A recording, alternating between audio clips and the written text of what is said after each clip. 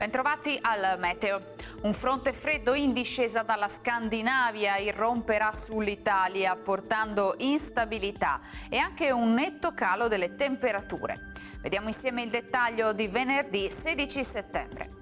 Sul Veneto tempo perturbato con possibili iniziali parziali schiarite, poi sarà molto nuvoloso con precipitazioni anche a carattere di rovescio temporale, più frequenti e consistenti nella seconda parte della giornata. Temperature come detto in diminuzione anche sensibile, minime tra 13 e 18 gradi, massime invece tra i 20 e i 25 gradi. Spostiamoci ora sul Friuli Venezia Giulia, anche qui cielo coperto con piogge e temporali. Sulle zone orientali della regione potranno essere anche intense.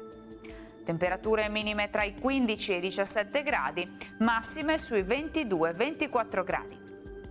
Infine diamo uno sguardo al Trentino Alto Adige. Al mattino sarà possibile qualche schiarita, ma a seguire, come ci mostra la grafica, avremo temporali via via più diffusi.